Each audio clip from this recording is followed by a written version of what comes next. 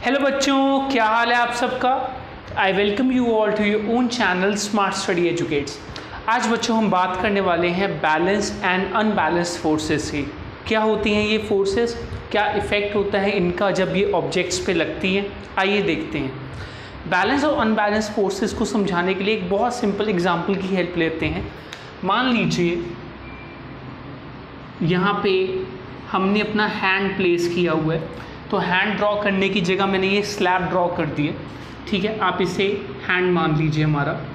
तो ऐसे करके हैंड प्लेस किया हुआ है एंड इस हैंड के ऊपर हमने एक बॉल रखी है। लेट्स से क्रिकेट बॉल जो होती है, दिस इज़ अ बॉल। ठीक है, बॉल को मैं रिप्रेजेंट करूँगा कैपिटल बी के साथ, हैंड को मैं रिप्रेजेंट करूँगा कैपिटल एच के साथ। अब मैंने इस हैंड के ऊपर इस बॉल को प्लेस किया हुआ है। ना ये हैंड बॉल के वज़न की वजह से नीचे जा रहा है, ना ये बॉल हैंड के रिएक्शन फोर्स की वजह से ऊपर जा रही है। इसका मतलब दोनों हैंड एंड बॉल का सिस्टम इक्विलिब्रियम में है, वो जहाँ पे हैं वहीं पे बने हुए हैं। आइए देखते हैं इन दोनों ऑब्जेक्ट्स पे कौन कौन सी फोर्सेस एक्ट कर रही हैं। सबसे पहले आपको लगेगा कि इस बॉल को हैंड को प्रेस किया जा रहा है, बॉल के द्वारा हैंड को प्रेस किया जा रहा है। तो बॉल हैंड के ऊपर एक फोर्स लगा रहा है FHB। This means force on hand due to ball. Okay, दूसरी बात, इस बॉल को रिएक्शन फोर्स मिल रही है हैंड के द्वारा जो कि ऊपर को लग रही है। इसको मैं लिख देता हूँ force on ball due to hand. Very well, ये फोर्स बॉल हैंड पे लगा रहा है, ये फोर्स हैंड बॉल पे लगा रहा है। ठीक है, एक और फोर्स है जो बॉल पे या हैंड पे दोनों पे एक्ट कर रही है। लेट्स से मैं पहले बॉल की बात करता हूँ। That is the wait of the ball जो डाउनवर्ड्स एक्ट कर रहा है। वेट ऑफ बॉल जिसको मैं लिख सकता हूँ FBE। That means force on the ball due to earth. Earth की वजह से इस बॉल पे कितनी फोर्स लगेगी। लेट्स से इस बॉल का मास है m, तो अर्थ की वजह से ये जो फोर्स होगी it will be mass into acceleration due to gravity, that is mg। Okay, now यहाँ पे टोटल 3 फोर्सेस लग रही हैं। अगर आप थोड़ा सा ध्यान दीजिए तो डाउनवर्ड डायरेक्शन में 2 फोर्सेस हैं और अपवर्ड डायरेक्शन में 1 फोर्स है। इसका मतलब डाउनवर्ड डायरेक्शन में ज़्यादा फोर्स लग रही है, एटलीस्ट बाय नंबर। नीचे 2 फोर्सेस, ऊपर सिर्फ 1 फोर्स। तो क्या ऐसा नहीं होना चाहिए कि इस बॉल को नीचे 2 फोर्सेस लगने की वजह से बॉल को हैंड को नीचे प्रेस कर देना चाहिए, होना चाहिए ना। बट ऐसा हुआ नहीं। ऐसा इसलिए नहीं हुआ क्योंकि फोर्सेस ऐसे काम नहीं करती जैसे आप ये डायग्राम में 3 फोर्सेस की बात कर रहे हो। जब भी आप किसी एक ऑब्जेक्ट के ऊपर फोर्स निकालना चाहते हैं, आपको सिर्फ उस ऑब्जेक्ट पे फोकस करना चाहिए। फॉर एग्जाम्पल, अगर मैं इस बॉल के ऊपर फोर्सेस निकालना चाहता हूँ तो मुझे सिर्फ इस बॉल के ऊपर लगने वाली फोर्सेस देखनी चाहिए, जो कि एक है weight of the ball FBE and दूसरा है reaction force on the ball, force on ball due to hand FBH। इसका मतलब ये वाली फोर्स जो है ये बॉल के ऊपर नहीं लग रही, तो बॉल के ऊपर लगने वाली फोर्सेस में इसका जिक्र नहीं आएगा। एंड अगर आप यहाँ ध्यान दीजिए तो ऊपर एक फोर्स है, नीचे एक फोर्स। इसका मतलब ये फोर्सेस कहीं ना कहीं एक दूसरे को बैलेंस कर रही हैं, ताकि बॉल ना ऊपर जाए, ना हैंड नीचे जाए, ना बॉल नीचे जाए। ऐसी फोर्सेस जो सेम ऑब्जेक्ट पे लगती हैं और इक्वल एंड ऑपोजिट होती हैं, इन्हें हम बैलेंस फोर्सेस कहते हैं। तो यहाँ पे force on ball due to hand and force on ball due to earth are pair of balance forces।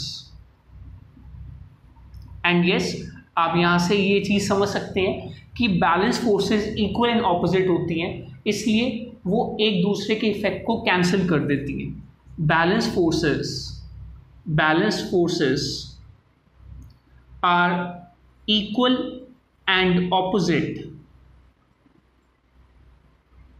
and act on same object.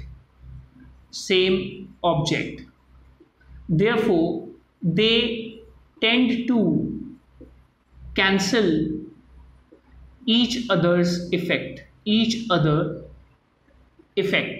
वो एक दूसरे का इफेक्ट कैंसिल करने की कोशिश करती हैं, इसलिए बैलेंस फोर्सेस में no net acceleration is there, कोई एक्सेलरेशन नहीं होती। इसका मतलब बैलेंस फोर्सेस कभी भी किसी ऑब्जेक्ट की स्टेट को चेंज नहीं कर सकती, ना वो किसी ऑब्जेक्ट को रेस्ट से मोशन में ला सकती है, ना ही किसी मोशन में रहते हुए ऑब्जेक्ट को उसकी स्टेट ऑफ मोशन चेंज कर सकती है, नहीं कर सकती वो, ना ही उसको रेस्ट पे ला सकती हैं। सो balanced forces cannot change state of rest or motion of an object। Balance forces कभी भी स्टेट ऑफ रेस्ट या मोशन को नहीं चेंज कर सकती। यहाँ पे ध्यान देने वाली बात यह है, बैलेंस फोर्सेस का नेट इफेक्ट कैंसिल होना चाहिए, बैलेंस फोर्सेस का नेट इफेक्ट जीरो होना चाहिए, राइट। अच्छा, तो मैं यहाँ पे ये भी कह सकता हूँ that sum of forces is zero, then ऐसी फोर्सेस कौन सी एग्जांपल है, बैलेंस फोर्सेस, तभी उनका नेट सम जीरो हो रहा है। अच्छा, अब इसी सिनेरियो को इस तरह एज्यूम कीजिए, बॉल यहाँ पे पकड़ा हुआ है और मैंने छोड़ दिया, नीचे कोई हैंड नहीं है उसको रोकने के लिए। इसका मतलब ये सिनेरियो कैसा दिखाई देने लग पड़ेगा, सिर्फ एक बॉल है, सिर्फ एक बॉल है, अब हैंड नहीं है। पहले तो हैंड था, मैंने हैंड के बिना ये डायग्राम बनाई, इसे हम फ्री बॉडी डायग्राम कह देते हैं, जिसमें जिस बॉडी के ऊपर फोर्सेस हम स्टडी कर रहे हैं सिर्फ उसी को ड्रॉ करते हैं और उसी के ऊपर फोर्सेस को ड्रॉ करते हैं। बट अब एक बॉल है जिसको मैंने ड्रॉप कर दिया, तो वो किस फोर्स की वजह से अर्थ की तरफ जाएगी, force on ball due to earth, मतलब वेट ऑफ द बॉल, जिसको हम कहते हैं mg।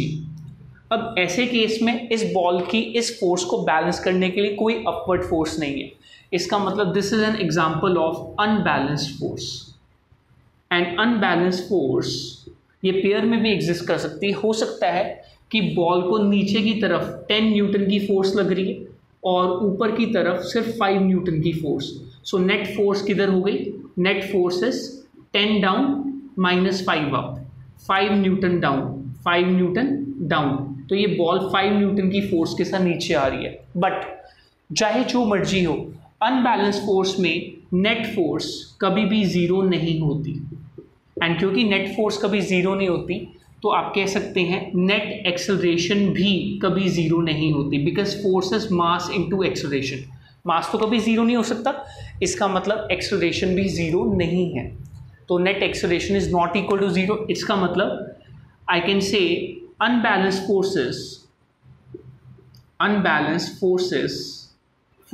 forces can change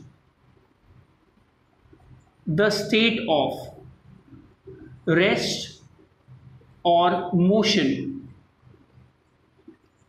of an object. So this is the concept of balanced and unbalanced forces. Balanced forces में net force, net result zero हो जाता है, no acceleration is there.